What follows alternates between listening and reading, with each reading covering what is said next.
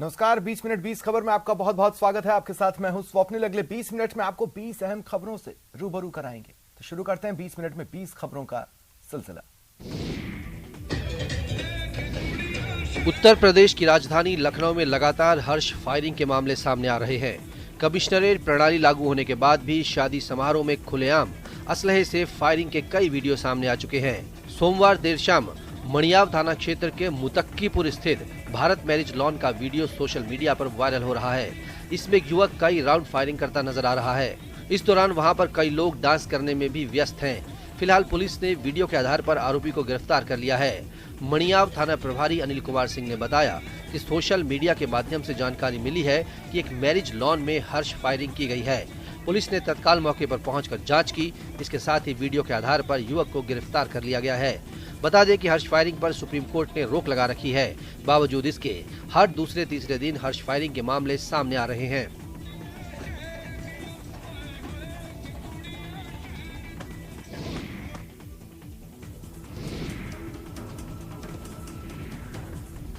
बीच सड़क पर धो धो कर जल रही कार की तस्वीरें मध्य प्रदेश के सीहोर जिले की हैं। यहाँ कल्याणपुरा गांव के पास चलती हुई कार में चिंगारी उठी और देखते ही देखते आग लग गई। गनीमत रही कि समय रहते कार सवार सभी लोग सुरक्षित बाहर निकल आए, नहीं तो बड़ा हादसा हो सकता था। बताया जा रहा है कि कार में सवार होकर कुछ लोग सतपिपलिया से इछावर शादी समारोह में शामिल होने जा रहे थे, लेकिन आधे रास्ते में ही उनकी कार में आग लग गई और आग का गोला बन गई। हालांकि हादसे के बाद तत्काल स्थानीय लोगों की मदद से लोग सुरक्षित बाहर निकले। फिर फायर ब्रिगेड को सूचना दी गई। मौके पर पहुंची दमकल की गाड़ी ने आग पर काबू पा लिया, लेकिन कार पूरी तरीके से जलकर खाक हो चुकी थी।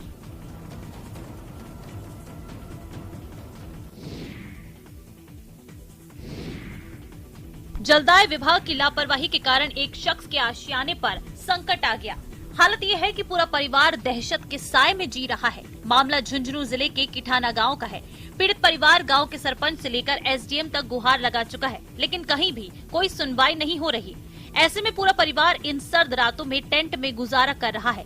लाचारी की ये कहानी है किठाना गांव के मूलचंद जांगिड़ की, जिन्होंने जीवन भर की पूंजी जोड़कर अपने 2 बेटों के लिए आशियाना बनाया, लेकिन उन्हें क्या पता था कि जलदाय विभाग की लापरवाही से उनके आशियाने पर आफत आ जाएगी। दरअसल मूलचंद जांगिड़ के घर के पास ही जलदाय विभाग ने पानी सप्लाई के लिए 2 बड़े टैंक बनाए हैं। टैंकों की मुख्य पाइपलाइन में लीकेज के कारण रिस रहा पानी मूलचंद जांगिड़ के घर की नींव में जाने लगा है। अब स्थिति ये हो गई है कि पूरे मकान में मोटी मोटी दरारें आ गई हैं। दरार इतनी मोटी है कि हर समय हादसे का डर बना रहता है, जिसके बाद पूरा परिवार अपना मकान रहते हुए सर्दी के इस मौसम में टेंट में अपनी रातें गुजारने को मजबूर है। डूंगरपुर जिले में दिव्यांग महिलाएं अब किसी पर बोझ नहीं रहेंगी। इन दिव्यांग महिलाओं को समाज में खुद की पहचान और आत्मनिर्भर बनाने के लिए डूंगरपुर का आपड़ो संस्थान उनकी मदद कर रहा है।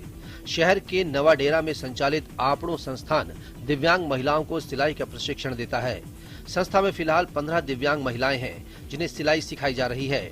ट्रेनिंग पूरा होने के बाद इन महिलाओं को राजीविका की सहायता से सिलाई मशीन दिलाई जाती है, जिससे घर में बैठकर ये दिव्यांग महिलाएं सिलाई करके स्वरोजगार से जुड़कर आत्मनिर्भर बन रही हैं।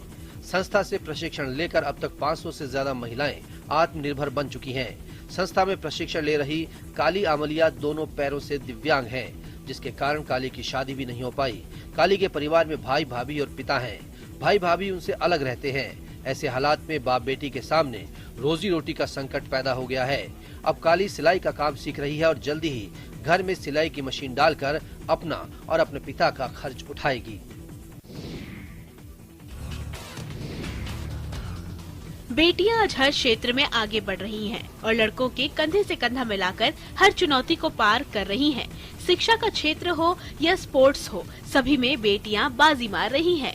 अब जरा धूप में पसीना बहाती इन बेटियों को देखिए, जो फुटबॉल में कैरियर बनाने के लिए स्ट्रगल कर रही हैं और फुटबॉल में राज्य और देश का प्रतिनिधित्व करने के साथ साथ इसी में कैरियर बनाने की हसरत रखती हैं। ये फुटबॉलर बेटियों की तस्वीरें रामगढ़ से सामने आई हैं। फुटबॉल खेलने वाली खिलाड़ियों ने बताया कि हम लोगों को गांव स्तर पर अच्छे मैदान, कोच की कमी है, साथ ही खेलने के लिए अच्छे जूते तक उपलब्ध नहीं है। अगर उन्हें अच्छी सुविधाएं मिल जाए तो वे भी फुटबॉल में परचम लहरा सकती हैं। लड़कियों में फुटबॉल के प्रति जज्बा खूब है, वे भी अष्टम उरांव के जैसा नाम कमाना चाहती हैं, लेकिन संसाधन के अभाव में ये मजबूर हो जाती हैं। पर फिर भी ये बेटियां हार मानने को तैयार नहीं हैं।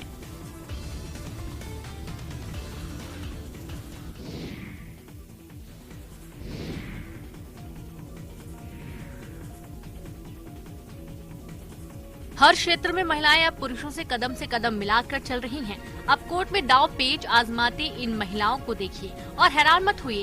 तस्वीरें मध्य प्रदेश के मंडला जिले की हैं। यहाँ महिला कुश्ती और कबड्डी प्रतियोगिता का आयोजन किया गया, जिसमें एक साथ 3 पीढ़ियां नजर आईं। 3 पीढ़ियों की बात इसलिए क्योंकि 15 साल की लड़कियों से लेकर 60 साल की महिलाएं इस प्रतियोगिता में शामिल हुई।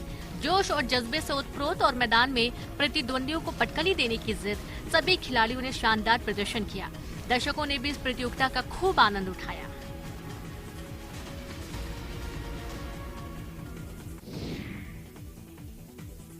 पिछले 2 दिनों से तापमान में कमी के बाद प्रदेश के एकमात्र हिल स्टेशन माउंट आबू के मौसम का मजा सैलानियों को अब आने लगा है। माउंट आबू की वादियों में लगातार तापमान में गिरावट के बाद माउंट आबू के क्लाइमेट का मजा लेने वाले सैलानियों की संख्या में तेजी से बढ़ोतरी हुई है। पिछले 3 दिन में 12,000 से ज्यादा सैलानियों ने माउंट आबू में एंट्री की है। सैलानी गुरु शिखर, सनसेट पॉइंट, कुमारवाड़ और नक्की झील में बोटिंग का मजा लेते देखे जा रहे हैं। माउंट आबू में पर्यटकों की अच्छी आवक से कारोबारियों के चेहरे खिले हुए हैं। बड़ी संख्या में पर्यटकों के आने से स्थानीय इलाकों में जहां होटल में चहल पहल है, वहीं खाने पीने के साथ साथ कई दूसरे सामानों की बिक्री में जोरदार उछाल आया है। माउंट आबू में पहुंचने वाले सैलानियों में सबसे ज्यादा संख्या गुजरात से आने वाले लोगों की है।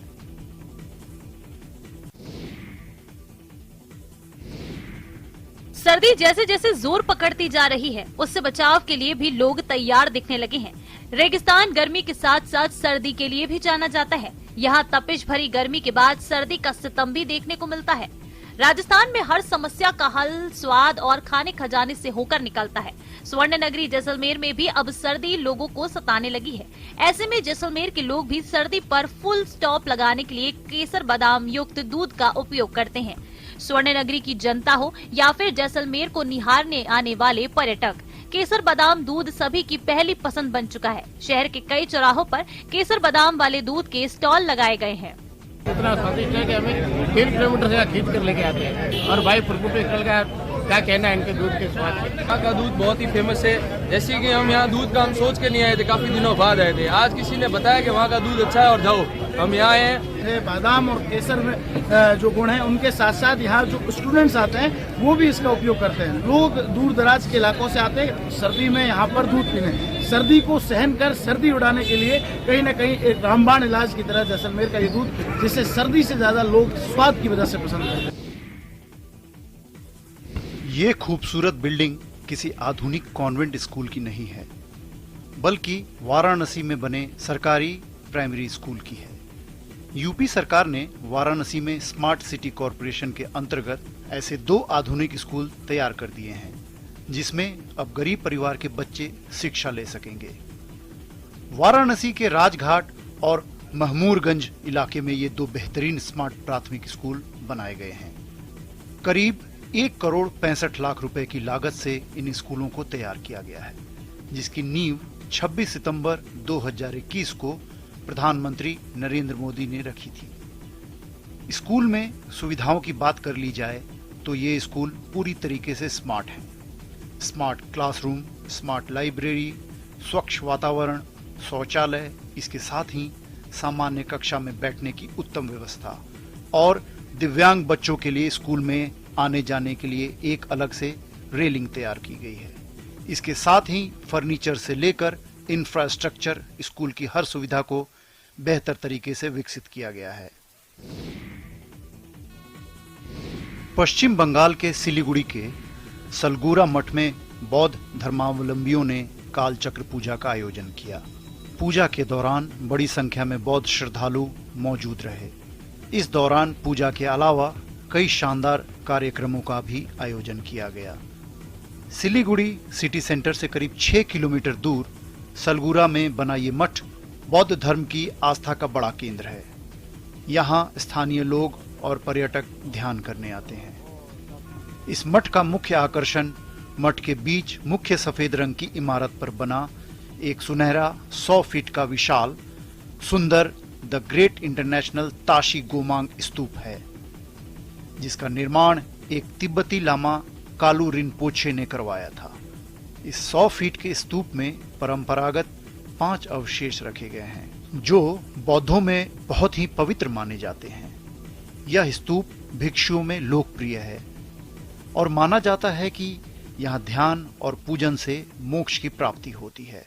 मठ के भवन के अंदर एक कमरे के पास एक बड़ा प्रेयर व्हील है, जहाँ श्रद्धालु दीपक जलाते हैं।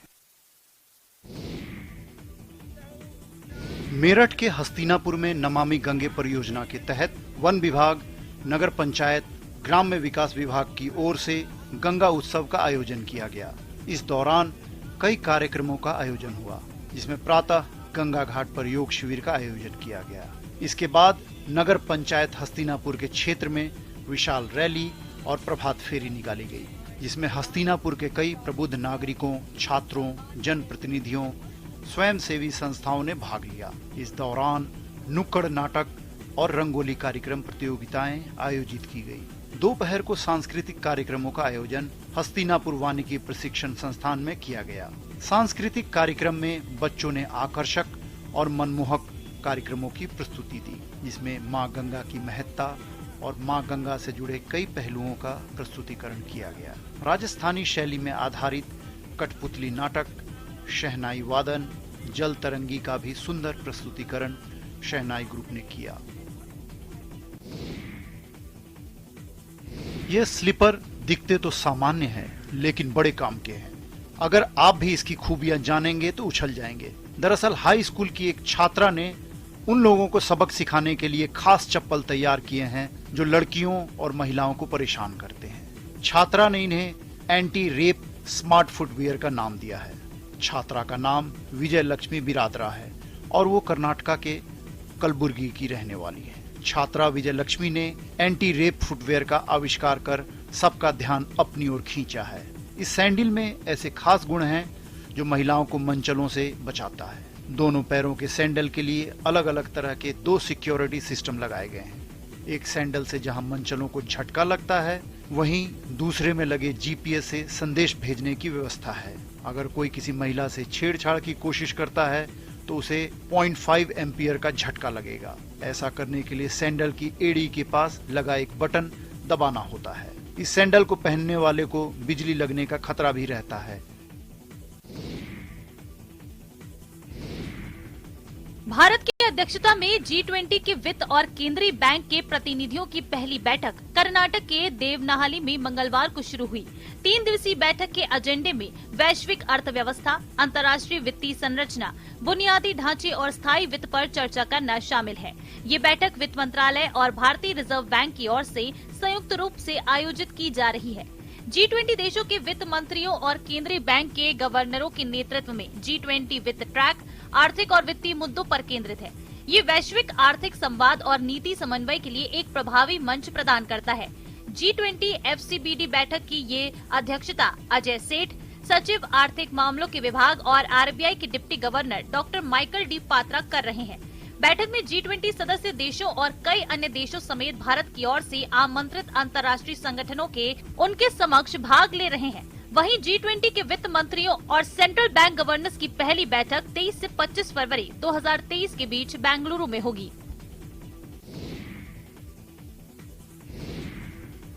खेतड़ी में 12वां विरासत दिवस धूमधाम से मनाया गया। इस दौरान पन्ना सागर तालाब पर महाआरती हुई। दरअसल स्वामी विवेकानंद के 12 दिसंबर 1897 को भारत लौटने पर खेतड़ी नरेश राजा अजीत सिंह ने देसी घी के दीपक जलाकर दीपावली मनाई थी। उस समय खेतड़ी के ऐतिहासिक पन्ना सागर तालाब पर जलसे का आयोजन किया गया था।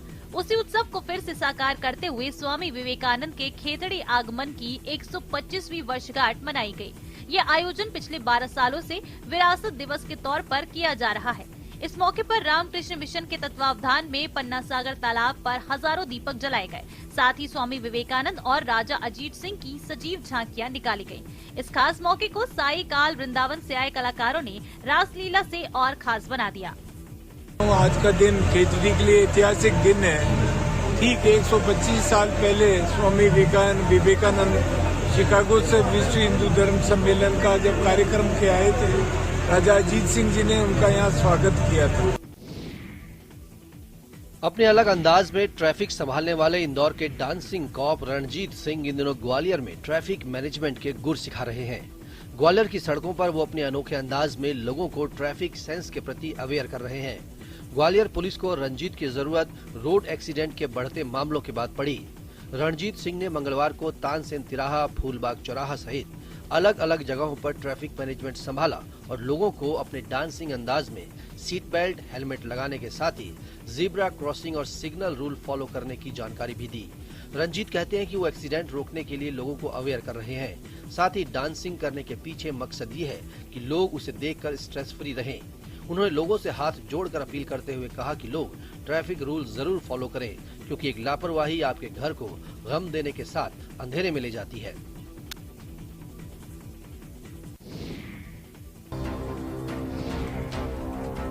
सहरसा से अजीबोगरीब खबर सामने आई है। क्या कभी आपने सुना है कि किसी पुल का उद्घाटन हो रहा हो और वो पुल उसी समय धाराशायी हो जाए? जी हाँ, ऐसी घटना का एक वीडियो सामने आया है, जहां नौहट्टा प्रखंड के क्षेत्र के केदली पंचायत में एक पुल उद्घाटन के कुछ देर बाद ही ध्वस्त हो गया। असई घाट पर ग्रामीणों की सहयोग से इस चचरी पुल का निर्माण कराया गया था। हादसे में पुल का उद्घाटन करने पहुंचे पूर्व बीडीओ आरजेडी नेता गौतम कृष्ण और उनके समर्थक बाल बाल बच गए।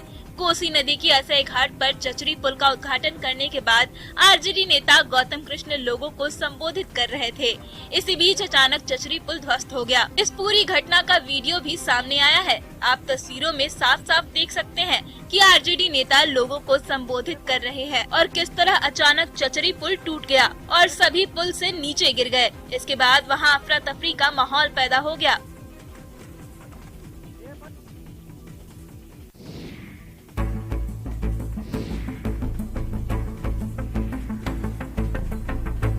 दिल ने धोखा दिया और बीच चौराहे पर एक शख्स की सांस अटक गई। पल भर की देरी होती तो जान चली जाती, लेकिन कहते हैं ना कि जाको राखे साइयां बार सके ना कोई। मध्य प्रदेश के ग्वालियर में भी कुछ ऐसा ही हुआ, जहां गोले के मंदिर के पास चौराहे पर एक बुजुर्ग को हार्ट अटैक आ गया। जैसे ही बुजुर्ग की सांसें अटकी, वहां मौजूद सब इंस्पेक्टर सोनम पराशर ने बुजुर्ग को न केवल सीपीआर देने लगी, सीने को दबाने लगी, जिससे सांसें ना रुके, ऑक्सीजन सप्लाई न रुके, क्योंकि अचेत पड़े अंकल जी के पास उतना समय तो था नहीं कि उन्हें एम्बुलेंस से अस्पताल ले जाया जाए। लिहाजा महिला इंस्पेक्टर ने वहीं सीपीआर देना शुरू किया। बाद में बुजुर्ग को अस्पताल लाया गया। इधर सोनम पराशर के इस नेक काम की खूब तारीफ हो रही है।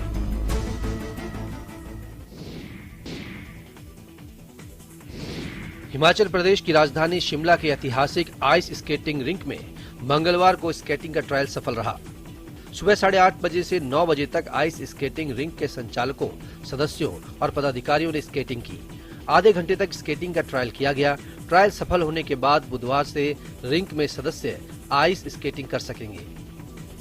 आइस स्केटिंग क्लब के सचिव पंकज प्रभाकर और अन्य पदाधिकारियों ने बताया कि बुधवार सुबह से स्केटिंग सत्र नियमित रूप से शुरू किया जाएगा। उन्होंने कहा कि इस बार उम्मीद है कि पिछले साल की तुलना में ज्यादा सेशन आयोजित किए जाएंगे। पंकज प्रभाकर ने बताया कि स्मार्ट सिटी के चलते रिंक का आधार छोटा हो गया है। बावजूद इसके 20 दिनों की मेहनत के बाद मैदान को स्केटिंग के लिए तैयार कर दिया गया है। आपको बता दें कि शिमला के लक्कड़ बाजार में बना आइस स्केटिंग रिंक एशिया का पहला ओपन एयर रिंक है। यहाँ आज भी प्राकृतिक रूप से बर्फ जमाई जाती है। इस रिंक को 1920 में अंग्रेजों ने बनाया था। तब से लेकर हर साल यहाँ पर सर्दियों में प्राकृतिक रूप से बर्फ जमाकर स्केटिंग करवाई जाती है।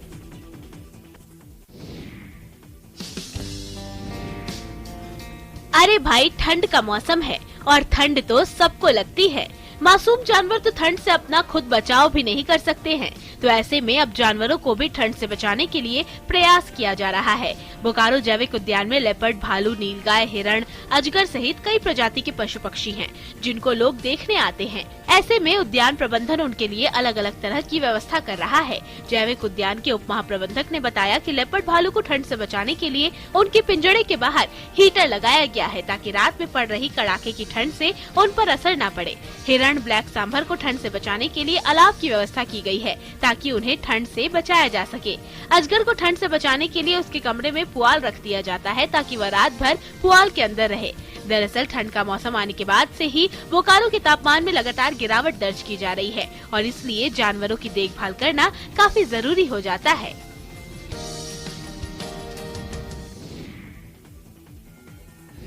सर्दी बढ़ने के साथ अयोध्या के श्री राम जन्मभूमि पर बाल रूप में विराजमान भगवान रामलला की सेवा एक छोटे से बालक की तरह शुरू हो गई है। रामलला को किसी भी तरह ठंड न लगे, इसका हर तरह से ध्यान रखा जा रहा है। ब्लोअर की गर्म हवा के साथ उन्हें रात में शयन आरती और भोग के बाद रजाई ओढ़ाई जा रही है। सुबह की आरती के बाद रामलला को दूध की बनी रबड़ी का भोग लगाया जा रहा है। उन्हें ऊनी और मखमली वस्त्र पहनाए जा रहे हैं और गुनगुने जल से स्नान करवाया जा रहा है। रामलला को भोग में भी ऐसी वस्तुएं दी जा रही हैं जिनकी तासीर गर्म हो और वो बाल रूप में विराजमान भगवान को ठंड से बचाने में सहायक हों। रामलला के सहायक पुजारी संतोष तिवारी ने बताया कि रामलला को दोपहर और शाम की आरती के बाद दूध की खीर, देसी घी का हलवा का भोग लगाकर प्रसाद भक्तों में वितरित किया जाता है। इसके अलावा पूड़ी, सब्जी, चावल, दाल का भोग लग रहा है। अब रामलला को तिल से बने लड्डू का भी भोग लगाया जाएगा। रामलला के लिए बहुत पूर्ण व्यवस्था है और किसी प्रकार की ठंड से कोई प्रभाव वहाँ रामलला को नहीं पड़ेगा, क्योंकि ब्लोअर लगा हुआ है जो गर्म हवा दे रहा है, रजाई है, कम्बल है। फिलहाल इतना ही। नमस्कार।